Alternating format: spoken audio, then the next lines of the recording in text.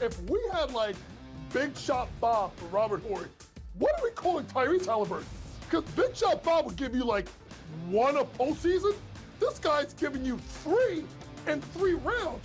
What a performance down the stretch by Halliburton, and the entirety of that team sticking together, staying to the plan, and shocking everyone in the fourth quarter again. The Early Line, only on SportsGrid. Not that we have control of any sport. Baseball, you can breathe. The pitcher steps off the mound, even the bottom of the 9th, World Series or whatever. Football, okay, first down. Then you second down, and there's a method to it, right? The hockey is just all out reactionary, crazy, puck bouncing around everywhere. Oh my God, there's always like a scoring chance. Sports Rage tonight, only on SportsGrid. Dialing it back to his old days with St. Louis and Arizona. Buy or sell, Goldie will finish top 7 in fantasy first baseman. No, I'm going to say no. I think he'll fall off. Older player here, he'll be top 10, but not top 7 here. Top 10, I would say I'd buy it. Top 7, I'm going to say no here. I think he'll put up decent numbers here. Not as good as he was. I don't think he's going to bat 340, 350 all year long. Fantasy Sports Today, only on SportsGrid. I got a feeling Pittsburgh's going to the Super Bowl. I got a feeling there is no chance they're going to the Super Bowl with Aaron Rodgers. I'm just kidding. They're still not expected to have over 8.5 wins. They're still not expected to have a winning record. Now, I know things could change for the next 24 hours. I get that.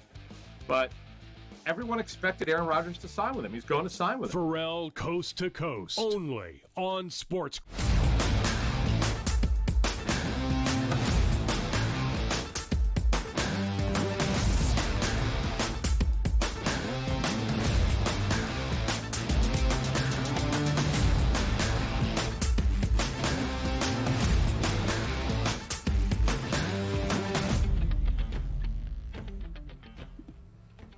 We welcome you to hour number 3 live right here on this Monday morning to start off a new week on the Early Line on SportsGrid. He is Donnie Rightside. I am Ben Stevens. One more hour to go. We will set the stage for game number 3 tonight in Sunrise between the Panthers and Donnie's Canadian team, that being the Edmonton Oilers, in a Stanley Cup final tied at a game apiece. And the opening 2 games, each seeing it 1 extra session, including 2 overtimes in game number 2. We've got ourselves a lovely Cup final rematch between Edmonton and Florida as we get ready for game 3 in Sunrise. A man that is known for many things, but including being the jack of all trades, Tom Vecchio will provide that prop perspective here on this Monday, and probably just a prop perspective. We will also, from the brilliant baseball mind of Donnie Rightside, go around a Monday slate in the bigs. Plenty of baseball breakdowns for you over the course of this third and final hour. Absolutely. Big action-packed hour to get your week started on the right side, as we like to say today. And yesterday, didn't do very well in Major League Baseball thanks to Ketel Marte and the Arizona Diamondbacks. So a bounce back in hand as we'll handicap some of those games moving forward. Better temperatures here. Father's Day weekend. The U.S. Open is sort of traditional. And once again, every day and every week and every hour and every minute that goes by gets us closer to training camps that will begin in mid-July. It feels like I was just watching my Philadelphia Eagles kick the tails of the Kansas City Chiefs, which should have been 2 times because they played on a bad field 2 years before that, but at least they got this victory here. I cannot wait for the NFL season to start. Can't wait.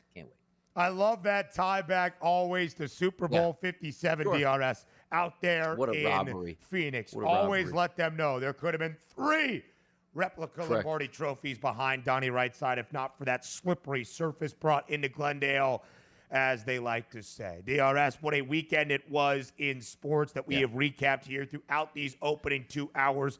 Championships a boot. Over in Paris at the French Open, we saw Carlos Alcaraz outlast Jannik Sinner in an epic and memorable and historic French Open final. Coco Gauff winning her 2nd career Grand Slam title on Saturday over at Roland Garros as well. We had Game 2 of the NBA Finals last night. Game 2 in the Stanley Cup Final on a Friday that saw not 1, but 2 overtimes. Belmont Stakes NCAA softball championship and the Women's College World Series with a winner-take-all Game 3 on Friday between Texas Tech and Texas. And plenty of super regional action dotting the baseball diamond collegiately in the NCAA tournament as well, where 7 of the 8 spots at the Men's College World Series in Omaha, Nebraska have already been claimed, with one final decisive winner-take-all Game 3 on this Monday. So what was your favorite sporting event of them all? That was the question for all of you in Fade the Public.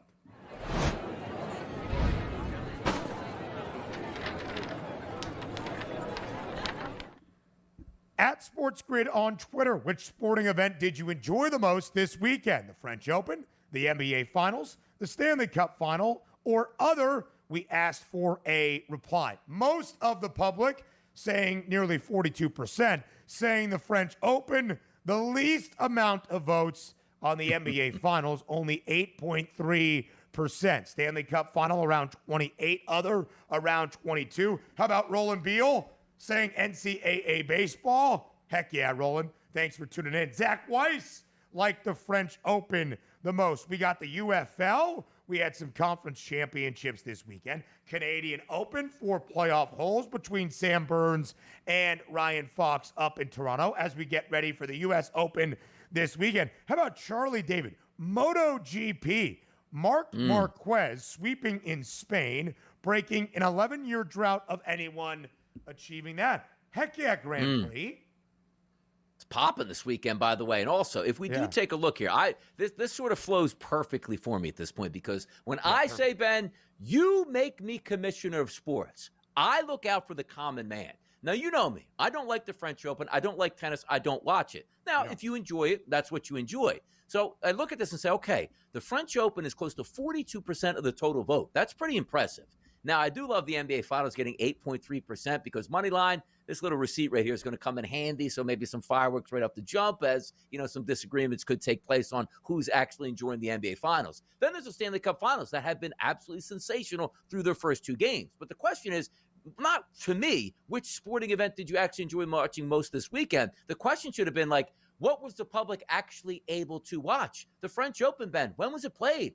Everybody can watch it. Men, women, children, no matter what. We're awake. You can watch the French Open. The NBA Finals plays in the dead of the night on a work night on a Sunday night. They could have played that game at 3 o'clock and had probably bonanza of ratings, but they don't like ratings in the NBA. They're under self-sabotage mode. The Stanley Cup Final, you might have enjoyed that, but did you stay up on a night game in double overtime? Most people probably weren't able to do that. And respect the other replies at 22%, which is Major League Baseball and so many other sporting events that you went over. But it's no surprise to me that the leader was the sport that we actually could have watched if you wanted to watch, and that was the French Open. Case closed. It should be the leader here. 6 hours of difference, of course, between Paris and the East Coast time zone here stateside. So that's why we here in the United States get to watch it during the afternoon when hours. was it but over? I agree with Donnie. What time did it get over, would you say, the French Open? Like, what time did it end? 2:30? 2:30, 3 o'clock yesterday? There you look. Like, again, NBA, NHL, NFL. Like, the NFL understands, like, on Sunday, we don't put all of our games at 9 o'clock at night. We play them in the afternoon. What's the key window there in the afternoon? We want the 4 o'clock game. That's the ratings bonanza for the national game. Why don't we do the same thing? Like, why isn't the NHL and the NBA playing mid-afternoon on the weekend for a bonanza of ratings? I'm telling you, there has to be a money laundering scheme that we can't go up against. For the NBA to put a game on Sunday night at 8 o'clock when 60% of the country is dead asleep in the first quarter. Please make it make sense. It doesn't make any sense. Now, I love what Commissioner Rightside stands for in many a thing. Sometimes I disagree with them. But I would also say, DRS, that this is your take I feel the most strongly in agreement with you. Sunday afternoon, 3 p.m. Eastern time, always seems like a winner for me. 3:30. That means that even on the West Coast, you're starting in the afternoon hours after literally noon Pacific time. For me, it always seems like a win because when it comes to Sunday night after dinner, a lot of people getting ready for the week to start, they're calming down, they're about to go to bed. I think that Sunday afternoon spot, 3 to 4 p.m. Eastern, is kind of prime time on a Sunday. that is one that I very much agree with you. And we have talked so much about the NBA Finals, the ratings, the media markets of Oklahoma City and Indianapolis. What we do know, though, DRS, for game number one, 8.91 million viewers. We'll get the updated audience for game number two on a Sunday night starting at 8 p.m. Eastern time, probably later this afternoon or early tomorrow. But 8.91 million viewers for game number one between the Thunder and the Pacers in the NBA Finals is the lowest rated NBA Finals ever, non-COVID, in the Nielsen meter era that dates back to 1988. And it's an 18% decline from last year's game, or a 19% viewership decline from last year's NBA Finals opener between the Celtics and the Mavericks. We have shared that based on the NBA TV deal, it's already a fixed amount. They're getting paid for NBA TV ratings, trying to recoup probably some of that advertising numbers. If this series goes longer, does not seem to be, from the odds makers' perspective, that is going to be the case. And they've already got that new TV deal set starting next year and for years to come. But it's not a great indication, DRS, of the strength of the NBA for the common viewer with those kind of numbers immediately.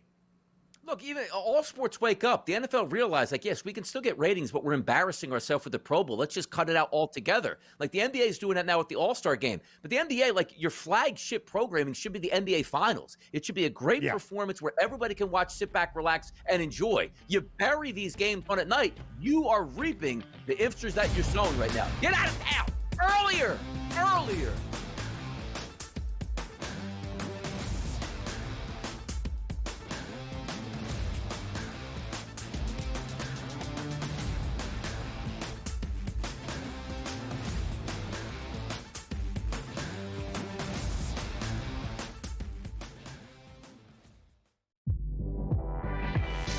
It'll be interesting to see what the Knicks do, but the Knicks are at a point now where they don't have to blow it up. They may still do so, and they have a right to do so, but with trading the 4 first-round picks and the pick swap for Mikal Bridges, the Knicks don't have a lot of room in regards to actual picks to throw at people. Betting above the rim, only on SportsGrid. No one is going to pick Indiana.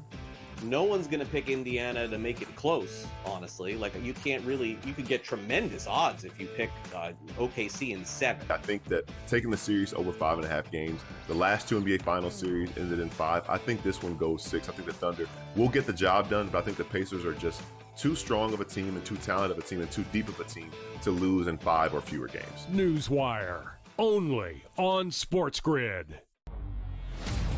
The Knicks really got past that playoff dragon for them that really stood in their way. So for the New York Knicks to be the Celtics and then an outright favorite to win the Eastern Conference Finals, that's where the disappointment is. The goalpost got moved, right? Because when you went into the Celtics series, a lot of Knicks fans said they weren't going to beat it. This, I'll say this is more unprecedented than the 99 run when they were the 8th seed. The Early Line, only on SportsGrid. Face. It's the new face. New face of what? The hell are you talking about? Like seriously. Oh, the new face of the NBA, Anthony. Yeah, okay. You know what I mean? Like, really? Guy's got 2 shots. You're the face of the NBA. Slow down. He's a good player. I've always thought the whole face of the NBA thing was comical. You want him to be the face of the NBA because you don't like it that all the other faces of the NBA aren't American. Sports Rage tonight, only on SportsGrid.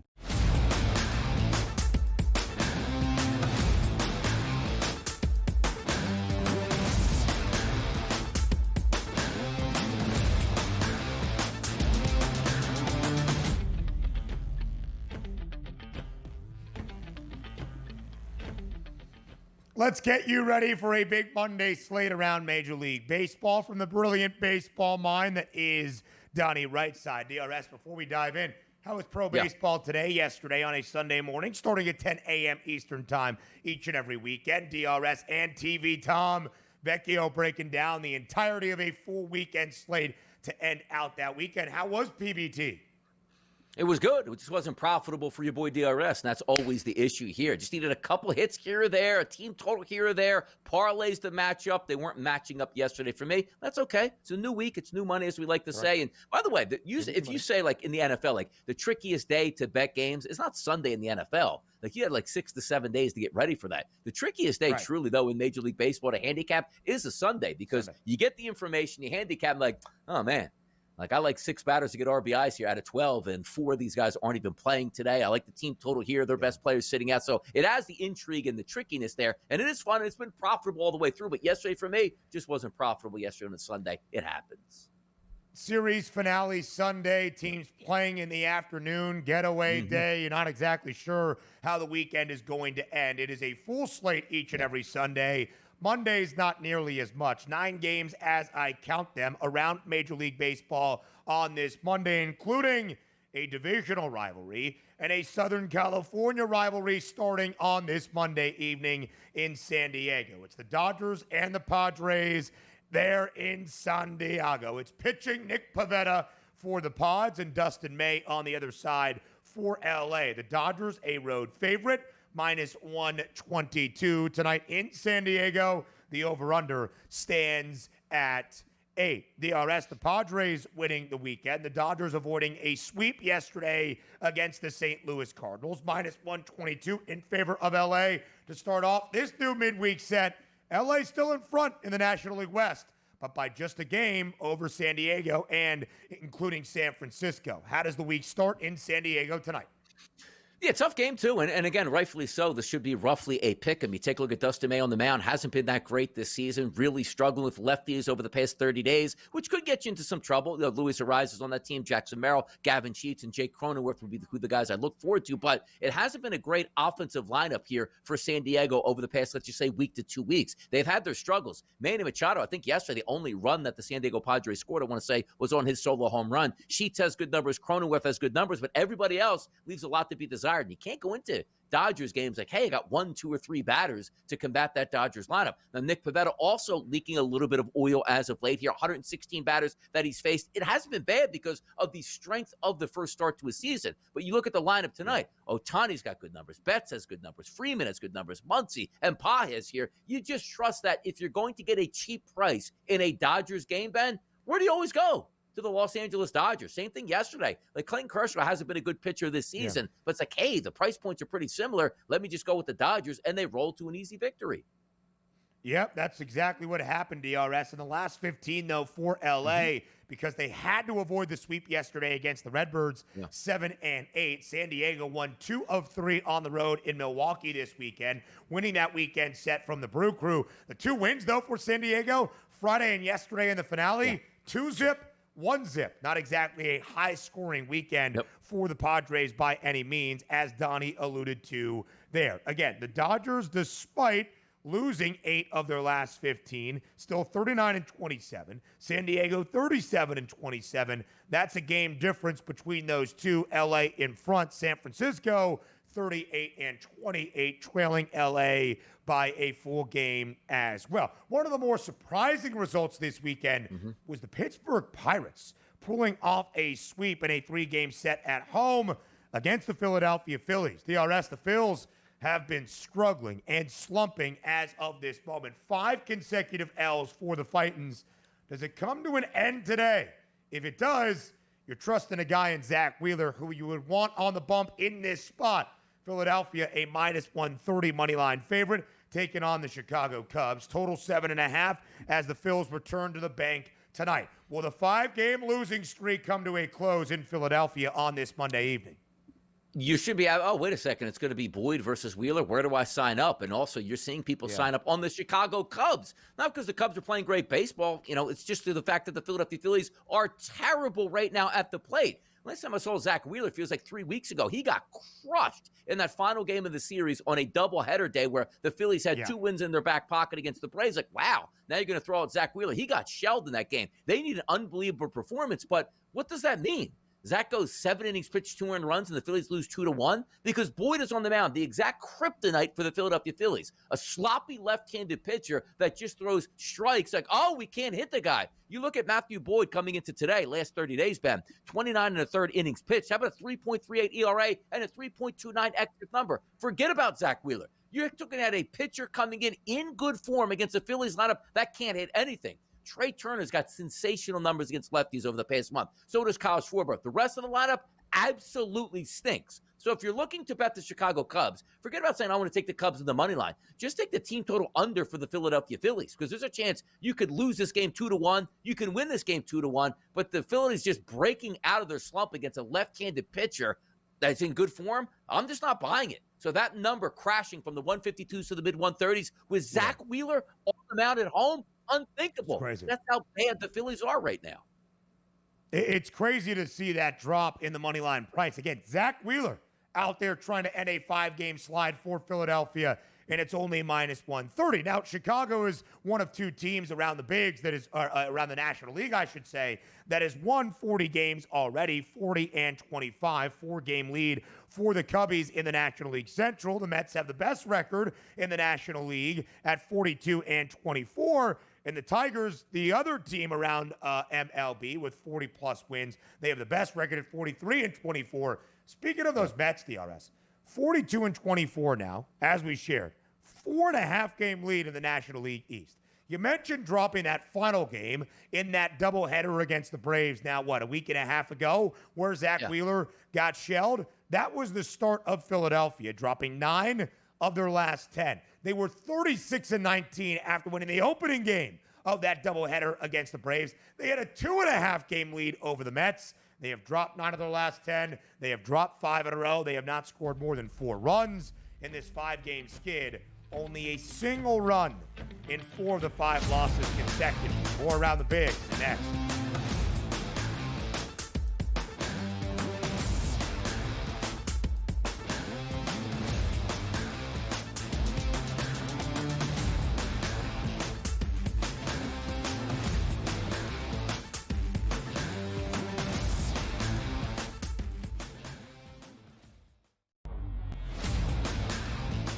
Falcons are actually relieved that he's kind of not there to create more of a distraction. Look, I mean, I said it the day it happened.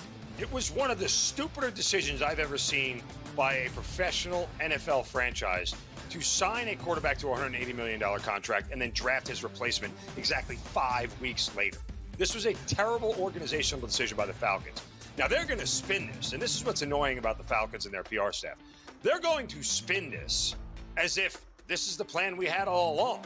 This is the plan that when, Kirk Cousins either got hurt or didn't play well or got too old, we were going to have Penix come in. And guess what? The new plan is now we're going to keep Kirk Cousins as a backup. So if Michael Penix gets hurt, we told you so. We were right for keeping him on the roster. We were smart for keeping him here. No, this whole thing has been an abject disaster. The Early Line, only on SportsGrid. The game is on. The stakes are high. But the action isn't just on the field. He's rearranging that roof. Get it inside! SportsGrid's in-game live. Your ultimate second screen experience. A little flyer, couple 15.5-point live line. Every prop, every play, every day. Anything can happen. That's complete chaos. It's smarter to be on SportsGrid. It'll be interesting to see what the Knicks do, but the Knicks are at a point now where they don't have to blow it up. They may still do so, and they have a right to do so, but with trading the 4 first-round picks and the pick swap for Mikal Bridges, the Knicks don't have a lot of room in regards to actual picks to throw at people. Betting above the rim, only on SportsGrid.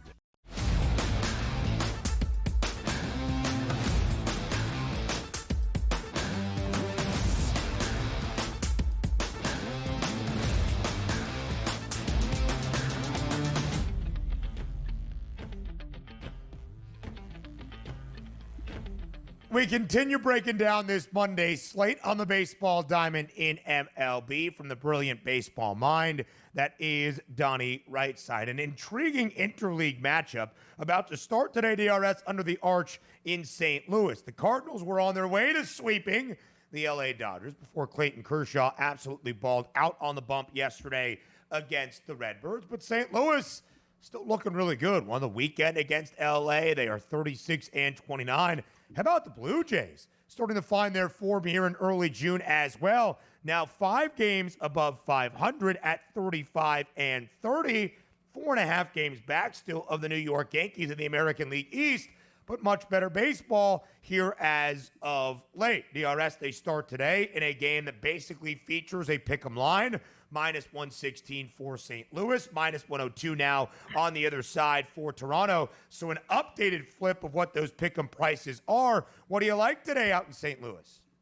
Yeah, Barrios has been average over the past 30 days here, 29 and a third innings pitched here, an ERA at 3.38, which you'll take, and a slightly higher xFIP of 4.06. But the question mark is going to be here, Andre Palante on the mound, 30 innings pitched over the past month. How about an ERA that's north of 5? But his xFIP number is lower than that at 3.34. The reason being, he's a decent strikeout guy, doesn't hand out a lot of free passes, but also he's an elite ground ball pitcher. Over the past 30 days, 60% of the players that put the ball in play, that ball's on the ground, which limits the opportunities for extra base hits, which includes home runs. But he's on a collision course here with a team in the Toronto Blue Jays that has been really effective at hitting right-handed pitchers over the past month. You take a look at the lineup here, weighted on base percentages here of the first 8 guys in the lineup. If we take out Jonathan Clase, who's due to bat 9th today. You take a look at Jimenez, Clement, Lukes, Springer, Kirk, Barger, Guerrero, and Bichette. Every single one of those batters, at least a 317 or higher with a weighted on base percentage, which includes some numbers like Bichette at 374, Barger at 416, Kirk at 386, Springer at 348, and Jimenez, even though it's only 8 at bats, a 467 weighted on base percentage. Every one of those guys outside of 2, which means 7 plus batters with limited strikeouts and a lot of really good walk rates here. So this will be interesting for a team that likes to take pitches, and Palante doesn't walk a lot of people. That means we might be looking for a lot of baseballs in play. And also the key being in St. Louis, 75 degrees at the first pitch, and you take a look at a 10-mile-an-hour wind blowing out to right field here. I like the lineup today for the Toronto Blue Jays. I'd be looking for them, A, on RBI props, and B, on a possible team total today. The Jays, DRS, again, 35-30, have won 9 of their last 11 to get above 500 in the way they have been. Another critical midweek set, DRS, once again, for the Arizona Diamondbacks and now the Seattle Mariners. The M's behind a 14-strikeout performance from starting pitcher George Kirby yesterday in Anaheim, snapped their own 5-game slide, but the Mariners have now lost 11 of their last 16 games. On the other side, Arizona, who swept Atlanta in that midweek set last week in the A, then got swept by the Reds over the weekend. They are 31-34. With Merrill Kelly on the bump, the Snakes a hefty home favorite tonight in Phoenix, -168 that number. Total is 9. Another critical midweek set for both of these clubs. How does it start? Yeah, disappointed yesterday by the Diamondbacks, but also understand this. You're as good as your pitcher. Your momentum is as good as your pitcher is the next day on the hill, and they got Merrill Kelly.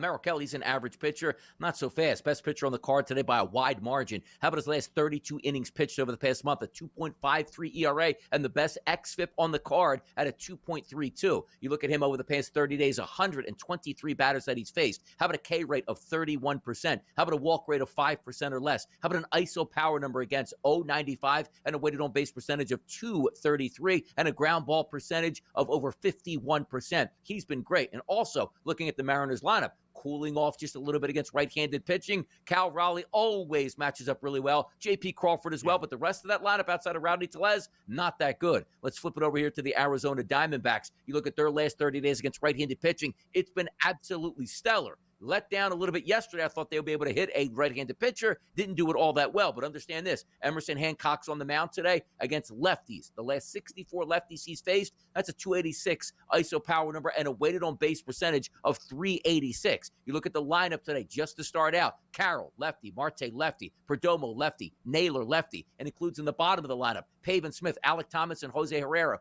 all lefties here. Looks like we have 2 right-handed batters in the lineup, 7 lefties against something that Hancock can't do all that well. Bounce back in order today for the Diamondbacks. They win this game, and they hit in this game. 9 is that total. We expect some offense tonight out in the desert. Yeah. We are expecting to see that as DRS is laying out. Plenty more to preview on the other side of the break around Major League Baseball. We've got a 9-game slate on this Monday. Plenty of other games to break down up next. Good, yeah.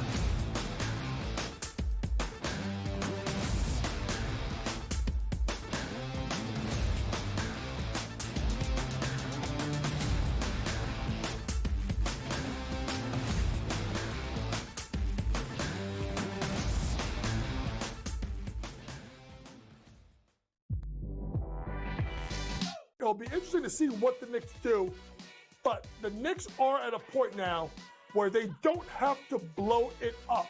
They may still do so, and they have a right to do so, but with trading the 4 first-round picks and the pick swap for Mikal Bridges, the Knicks don't have a lot of room in regards to actual picks to throw at people. Betting above the rim, only on SportsGrid. Plenty of takeaways from Yankees-Dodgers where LA sent the message on Saturday, and the only way the Yankees could salvage it was somehow beating Yamamoto, and they did. You're staring a sweep in the face. And after losing the World Series, knowing what the opponent is, you know what the narrative would have been on Sunday Night Monday. Oh, Yankees get swept by the Dodgers.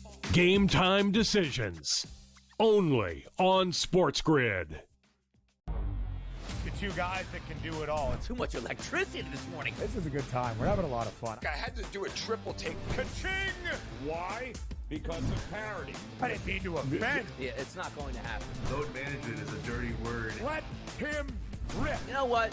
Circumstances provide the results. What? How do you do this once? Oh, Donnie, you got such a good show there. A network that is booming. The early line, only on SportsGrid. The game is on. The stakes are high. But the action isn't just on the field. He's rearranging that roof. Get it inside! SportsGrid's in-game live. Your ultimate second screen experience. A little flyer, couple of 15.5-point live line. Every prop, every play, every day. Anything can happen. That's complete chaos. It's smarter to be on SportsGrid.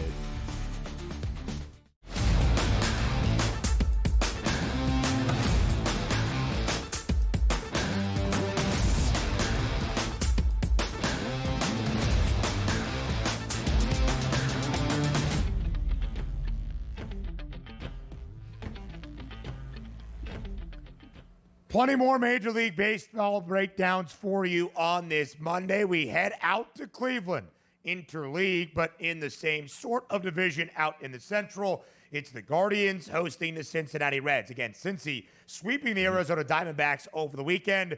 The Guardians avoiding a sweep at home yesterday against the Houston Astros, winning the finale, but still did drop 2 of the 3. We go out to Cleveland, DRS. The odds for the opener of this matchup, Cleveland a -152 home money line favorite. Total is 8.5. Who's that starting pitcher for Cincy? Wade Miley is still doing it in Major League Baseball. Gets the start today for the Reds as they try to continue this win streak.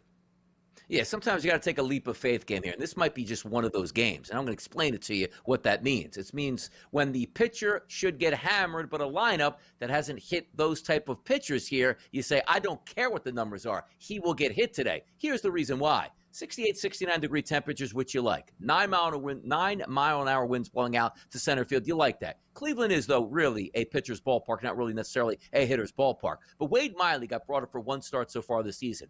Absolutely got cooked. It's like, okay, you can't really take too much out of that. And also, this is one of those appearances where you take a look at a baseball team, Ben, and you say, well, why is Wade Miley starting? It's called cheap franchises. Yeah. That's the syndrome that we're going to talk about now. We're like, well, we have kids that might want to come up, but let's bring Wade Miley, who made his debut in Major League Baseball in 2011, to pitch in this game, which doesn't make any sense. And again, he showed you already through one start, made it like 2 innings and got hammered. So I go, let's get a little bit deeper into these details, because you usually need a runway for the guy. Like, all right, we'll put a veteran there. If we need a spot start or two, we can always use this guy. He's had 7 starts in minor league baseball this season, Ben.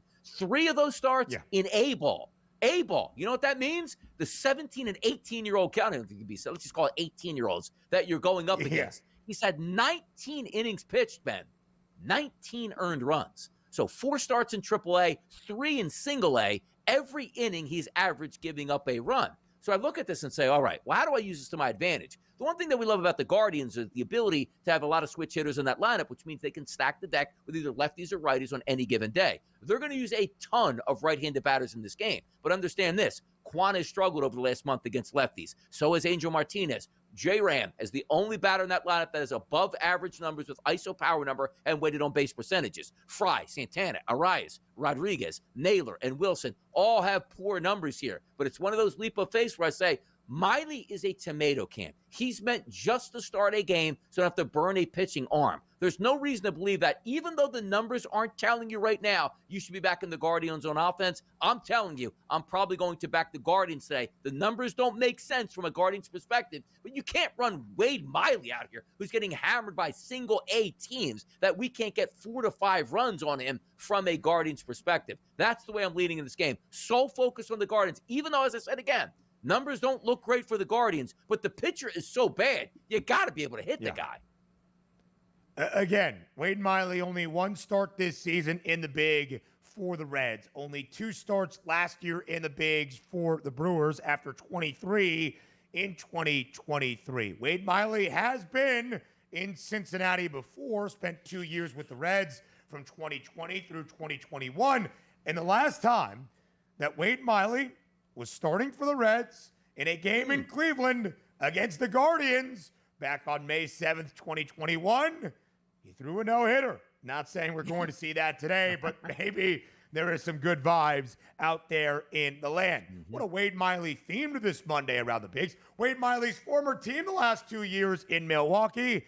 The Brewers at home today, DRS, against the Atlanta Braves. Things are very bad for Atlanta. They have dropped 7 consecutive games. They are now 10 games sub 500, 27 and 37. They need to stop the slide. Does it happen today with Chris Sale on the bump against the Brew Crew, and Atlanta now a minus 172 road money line favorite? Fork watch. Fork and the Braves right now. Total 7.5. Can the Braves get back in the win column finally on this Monday, DRS?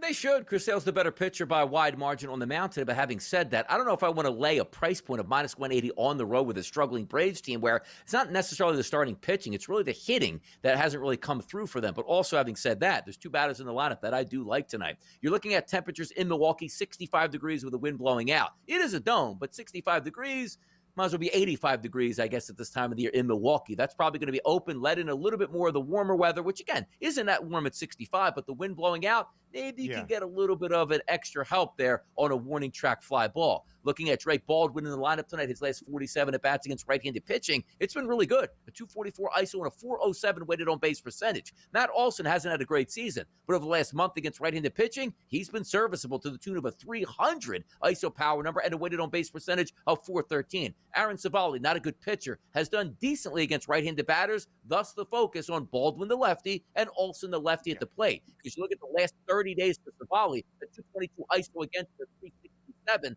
weighted on base percentage of lefty. If you go on the season, that elevates to a 343 ISO and a 399 weighted on base percentage. That's the way I play this game. Even though Atlanta on the mound with Chris Sale, you got some pretty good batters up there going up against left-handed pitching.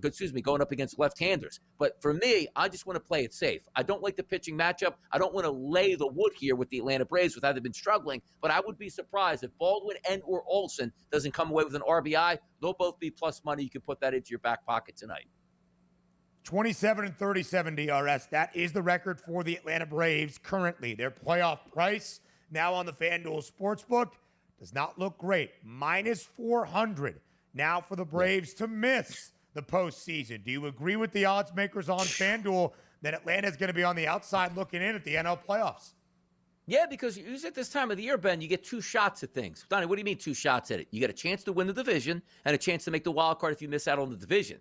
They're not winning the division. Their division is done. So now you're in that whole race of a lot of good teams vying for a wild card playoff position, and you're going to have to jump a lot of those teams. So I agree with them plummeting like a rock. Now, you can win 5 of your next 6 and sort of change the narrative there, or you can just play 500 baseball into the break and be 15 games back out against the New York Mets in your own division and still behind multiple games in the wild card race against multiple teams. Boy, it doesn't look good for the Braves at all right now. I'm definitely not buying in on that.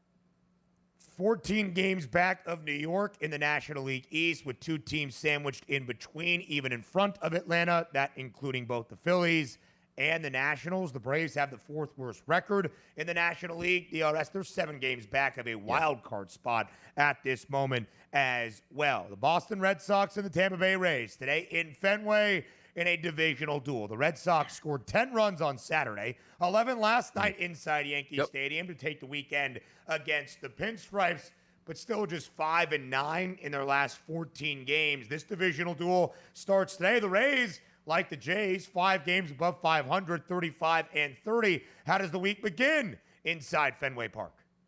The only thing that's going to cool down the Red Sox bats right now seems to be the temperatures at Fenway tonight, starting this game at 58 degrees. We like to see that in the high 70s, low 80s, and away you start to get cranky. It was muggy in the Philadelphia, New York area yesterday and this weekend, and you saw a lot of those balls flying out of Yankee Stadium into the seats. But let's focus on this, though. Shane Baz is on the mound. Decent pitcher overall. Last 30 days, you might say, all right, we'll take a look at this 5 ERA, but a much better xFIP number of 3.87. But if you look at the last 116 batters that he's faced over the past month, how about an ISO against of 292 and a weighted on base percentage of 389, a low K rate here. Guys that are ripping the cover off the ball against right-handed pitching. How about Jarren Duran to start this game off at a 213 ISO and a 388 weighted on base percentage? Rafael Devers, who only got 1 hit yesterday, you say, yeah, but it was an upper deck shot in the 9th inning. A 353 ISO and a 447 weighted on base percentage. Also, Toro, 298 ISO, 445 weighted on base percentage. That's the way I would look. The RBI props from the Boston Red Sox in that lineup, specifically in the first top 5 batters, that's where I'm going. So hopefully those cooler temperatures, Ben, don't ruin a game where a couple of these guys got some pretty good numbers heading in. Yeah, the Red Sox even scoring 6 in the opener against the Yanks despite losing the first game of that 3-game set. The Rays, DRS, 21-26 on May 19th. Yeah. Since, Tampa's won 14 of its last 18, playing good ball. TV Tom Vecchio next.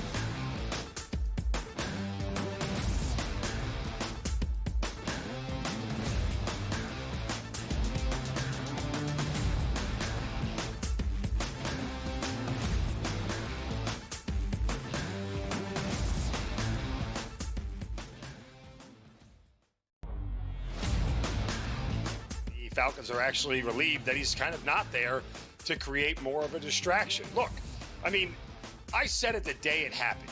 It was one of the stupider decisions I've ever seen by a professional NFL franchise to sign a quarterback to a $180 million contract and then draft his replacement exactly 5 weeks later. This was a terrible organizational decision by the Falcons. Now, they're going to spin this, and this is what's annoying about the Falcons and their PR staff. They're going to spin this as if this is the plan we had all along. This is the plan that when, Kirk Cousins either got hurt or didn't play well or got too old, we were going to have Penix come in. And guess what? The new plan is now we're going to keep Kirk Cousins as a backup. So if Michael Penix gets hurt, we told you so. We were right for keeping him on the roster. We were smart for keeping him here. No, this whole thing has been an abject disaster. The Early Line, only on SportsGrid. The game is on. The stakes are high, but the action isn't just on the field. He's rearranging that rim. Get it inside! SportsGrid's in-game live. Your ultimate second screen experience. A little flyer, couple of 18.5-point live line. Every prop, every play, every day. Anything can happen. It's complete chaos. It's smarter to be on SportsGrid. It'll be interesting to see what the Knicks do, but the Knicks are at a point now where they don't have to blow it up. They may still do so, and they have a right to do so, but with trading the 4 first-round picks and the pick swap for Mikal Bridges, the Knicks don't have a lot of room in regards to actual picks to throw at people. Betting above the rim, only on SportsGrid.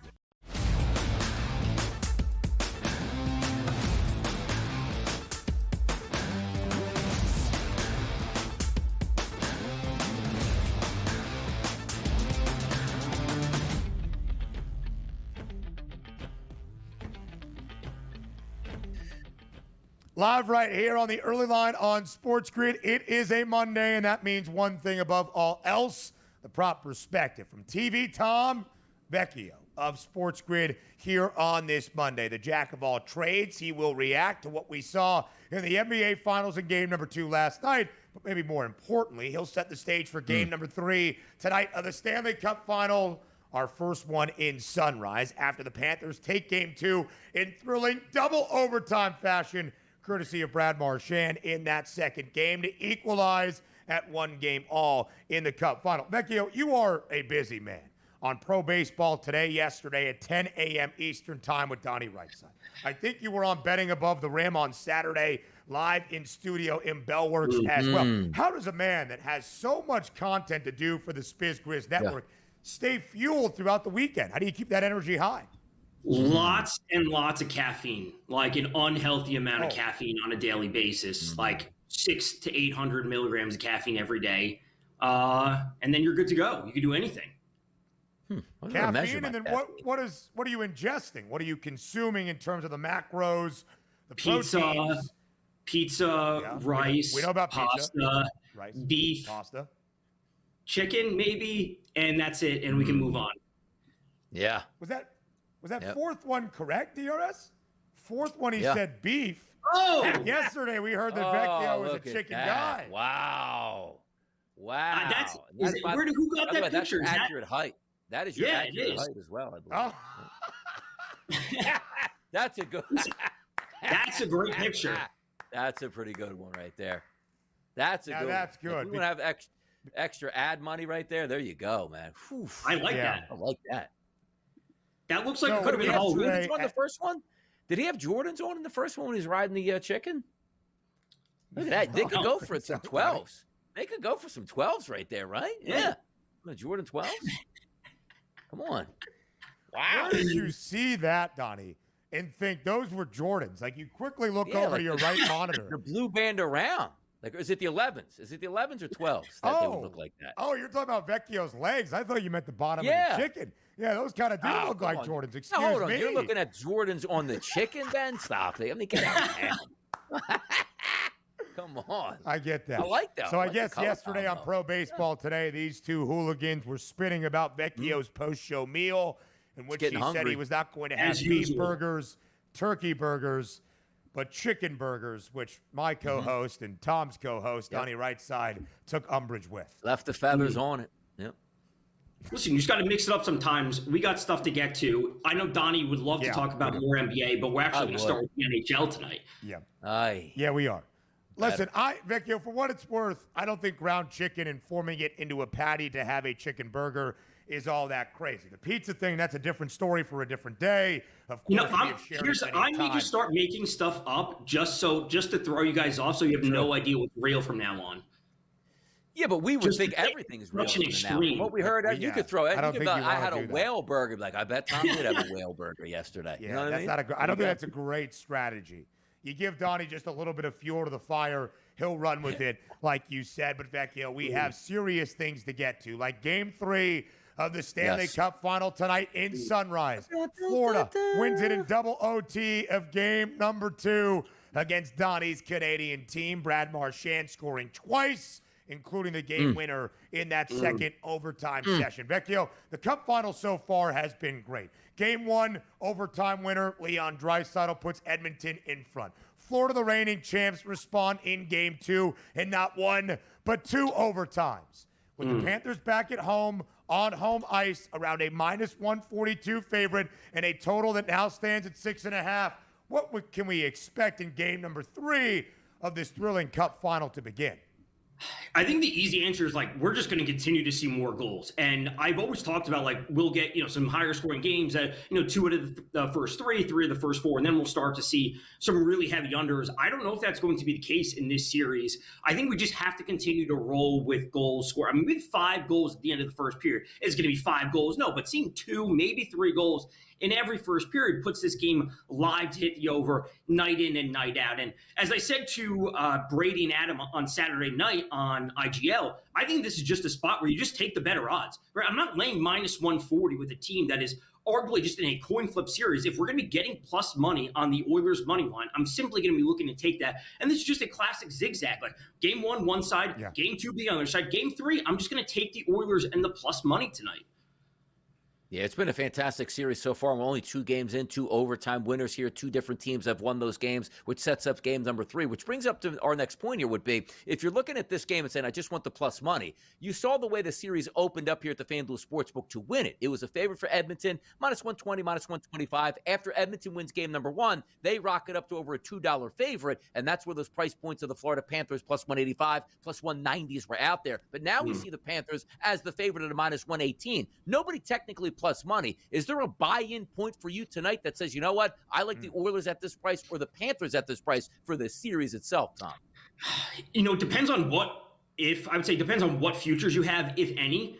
If you don't have a future, you can even wait on the series price, after tonight's game, and then whoever loses, just take them at plus money for the rest of the series. Because if we expect this to bounce back and forth, you get them at plus money after tonight's game, then you can look to get in on game 4, you look to hedge out, whatever it might be. So taking the plus money where it's available is the best route to go. If you think Florida wins, it's going to be Florida in 7. Just look to a direct series outcome instead of laying minus 115. And minus 115 is a very fair price, or minus 104 for the Oilers, that matter. But just look for the most plus money you can get, bounce back and forth game to game, take a series price, and Edmonton to win 4-3, whatever it might be.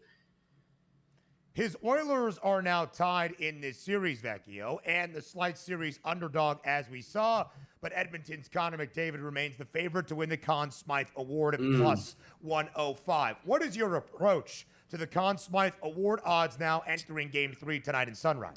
I've been saying that if the Oilers win, it's going to be McDavid, but Leon Draisaitl has a shot only if he continues to put up these game-winning performances. That's the only route that will give him a chance to win. Because again, it's not just a Stanley Cup, MVP award; it's in the entire playoffs. Yeah. So we have to take that into consideration as well. Yep. We certainly do. We'll get Vecchio's best bet for game number 3 tonight between the Panthers and the Oilers up next. We'll spin it around the NBA Finals as well. But now, DRS, a wonderful time on the money line. Yeah, don't forget the green. You're good.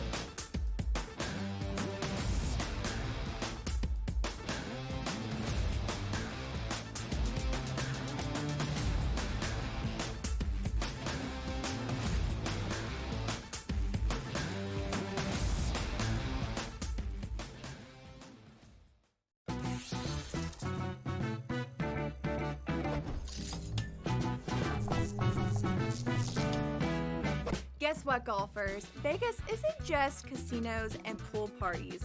In fact, there are 50 golf courses within a 15-mile radius of the Strip, all boasting beautiful desert oasis landscapes. So, if you're looking for a break from the action, consider hitting the links.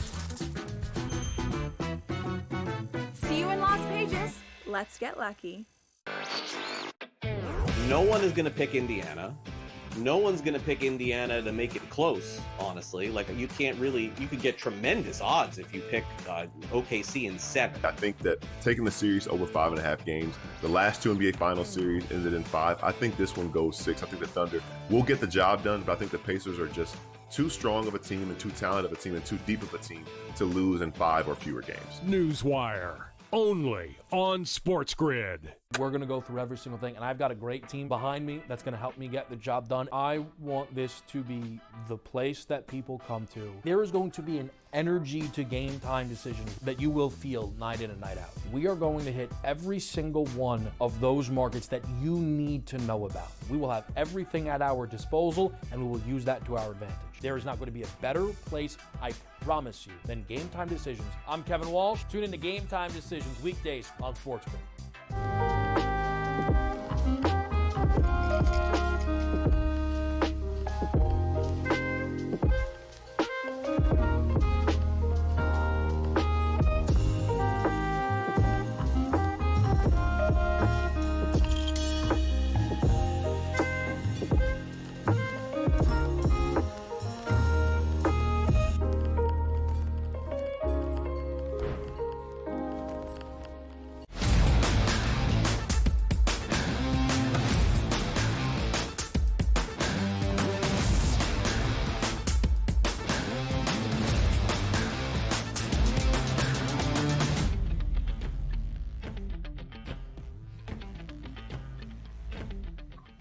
Game 3 tonight in Sunrise of the Cup Final, a change of destination for the first time this year. But of course, it was Florida hoisting Lord Stanley's Cup a season ago in Sunrise in South Florida against this same foe in the Edmonton Oilers. Vecchio, we're tied at a game apiece. Both games have seen at least one overtime. Game 2, we got 2. It has been a thrilling Stanley Cup Final to begin, with Florida a minus 142 money line favorite tonight. And the total now standing at 6.5.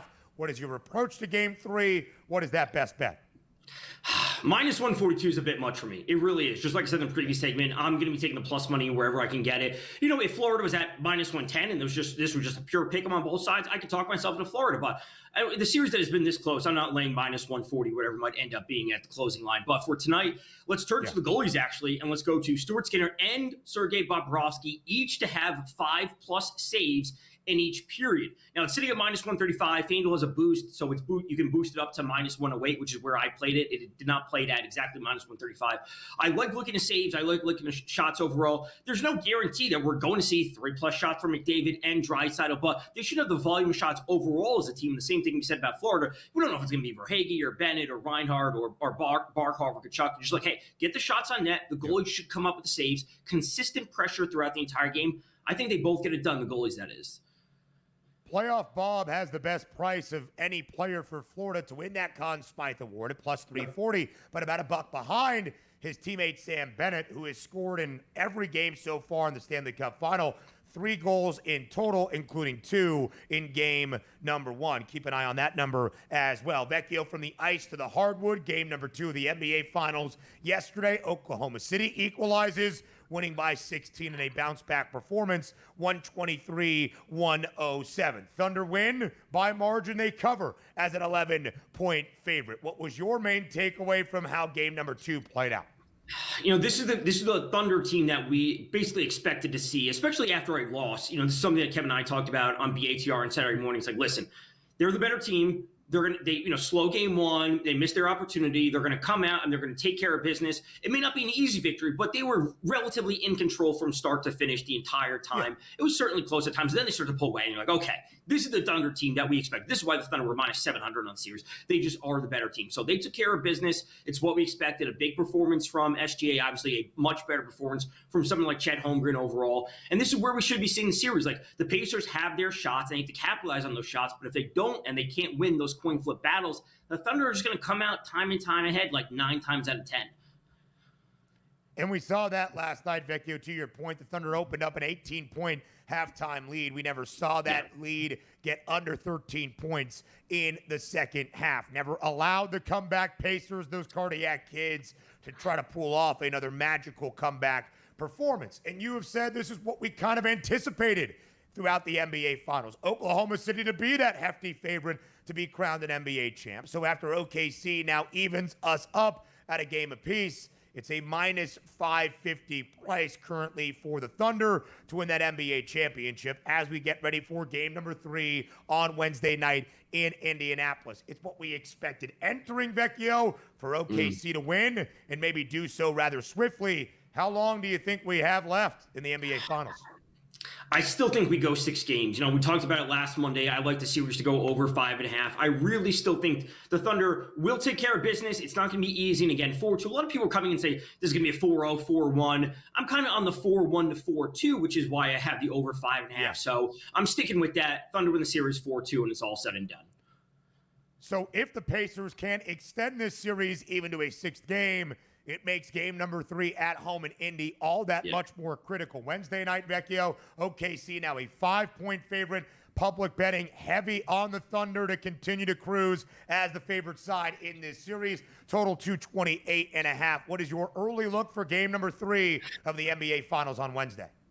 It's got to be Halliburton first quarter over 4.5 points. What we saw from him was unacceptable in an NBA final. 7 of 13 overall, but he had 17 points, but he had 5 points going into the fourth quarter. He was 5 of 6 in the fourth. Great. Being a great closer is awesome. 1 of 4 in the first, 0 of 1 in the second, 1 of 2 when it comes to field goal attempts in the third quarter. That is unacceptable from a star player to have 5 points going into the fourth quarter. He needs to come out strong, and it needs to be consistent. He doesn't need to drop 40 points, but give us 22 that is even throughout the game to give your team a high level of offensive consistency. The Pacers have that balance and depth, but nobody yet for Indiana in this series has even scored 20 points. They'll need a masterful performance out of Tyrese Halliburton in Game 3. Vecchio, we appreciate it always. The early line returns tomorrow, 8 a.m. Eastern.